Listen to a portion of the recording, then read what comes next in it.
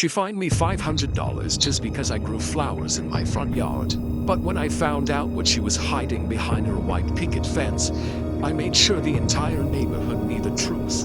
In a quiet suburban neighborhood where every lawn looked identical, Marcus took pride in his little patch of color, a small front garden full of tulips and sunflowers. The community was run by an HOA, and the president, Karen, was obsessed with uniformity. Every home had to look the same. Trimmed grass, beige fences, and nothing out of order. One morning, Marcus found a bright yellow envelope taped to his mailbox. A $500 fine. The note read, "Violation authorized front yard modifications." He couldn't believe it. His garden wasn't hurting anymore. It made the street more alive. But Karen had spoken, and in this neighborhood, her word was law. For weeks, Marcus complied just to keep the peace. But he soon noticed something odd. Karen's own backyard had constant deliveries boxes, tops, and construction workers coming in and out. She never mentioned any renovation in HOA meetings. And when Marcus tried to ask, she snapped, "Mind your own property."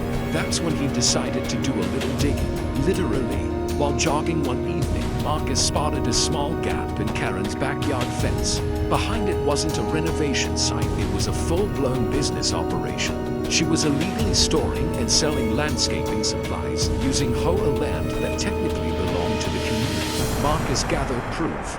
Photos, receipts, delivery slips, everything. Then, during the next HOA meeting, he calmly handed out anonymous copies to every neighbor. Within minutes, the whispers began. People started questioning every rule Karen had enforced, every fine, every violation notice. The HOA board had no choice but to call for an emergency vote. Within a week, Karen was removed as president. The neighborhood collectively voted to refund every unfair fine she had issued, including Marcus's $500. Now, Marcus's garden blooms brighter than ever.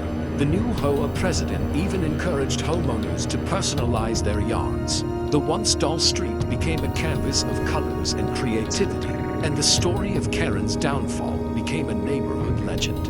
As for Karen, she moved out quietly one night, her house left empty, a reminder that sometimes the prettiest lawns hide the darkest secrets. 3 months had passed since Karen's downfall. The neighborhood was peaceful again.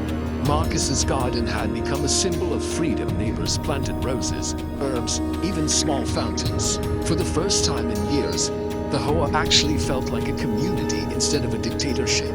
But peace never lasts long when someone like Karen is involved. One morning, a moving truck appeared across the street. A new family, or so Marcus thought.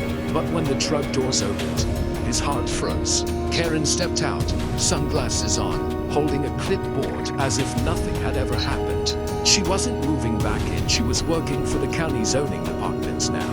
Her new job, inspecting residential areas for code violations. It was the perfect revenge opportunity. Within a week, the letters started again. Marcus's mailbox filled with inspection notices, complaints about unregistered decorative structures and non-standard irrigation. It was her, no doubt. Karen was using her new authority to strike back legally, but Marcus had learned his lesson the first time. Instead of reacting, he started documenting everything again: photos, timestamps, and her visits. One evening, he caught her red-handed taking photos of his yard after hours, past the legal inspection time. Marcus filed a complaint directly with the county office. He provided the timestamps, security footage, and a detailed report of her harassment. The next week, 2 county officials arrived not to inspect his yard, but to investigate Karen.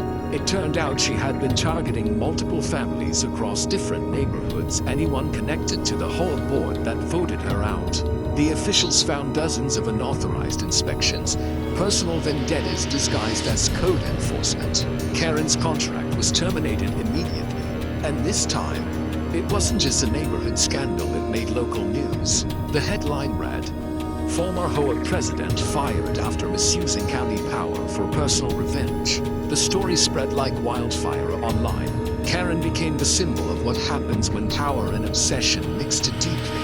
Marcus's neighborhood celebrated again, not just because they won, but because they realized something powerful.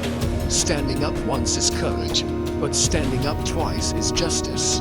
Now, his garden sits at the center of the street's annual Freedom Bloom Festival, a yearly reminder of how one man's patience and persistence can outgrow even the most toxic roots.